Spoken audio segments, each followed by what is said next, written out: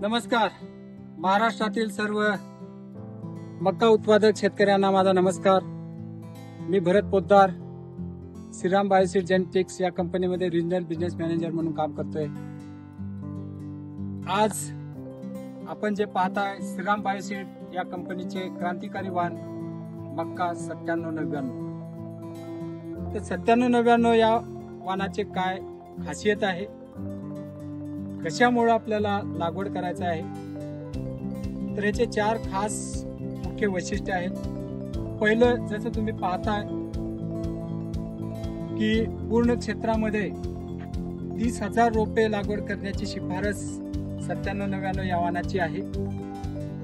तर नुसतेच रोपे नाही, तर शेतकरी बांधवांना आपण पाहू शकताय की प्रत्येक रोपाला एकसारखं मोठं वजनदार कणीस आहे. टोकापर्यंत भरलेलं कणीस आहे. कलर गडद नारंगी कलर आहे आणि कापणीपर्यंत हिरवा असा चारा आपल्या जनावरांसाठी पण 9799 या वाणापासून आपल्याला इथं भेटतो. तिसरं चौथं वैशिष्ट्य तुम्ही पाहताय की ह्याचे मूळ मजबूत असल्यामुळं हे जमिनीवर लोळत नाही, त्यामुळे आपल्याला मजुरीचा अतिरिक्त खर्च जो होतो तो 9799 या वाणापासून बिलकुल होणार नाही. त्यानंतर प्रत्यक्षात या शेतकऱ्यांनी 9799 व इतर वाण पण लागवड केलेला आहे. तर दोन्ही वाणाच्या तफावत वजन करून पाहिले असता आम्ही हा 9799चा कणीस आहे.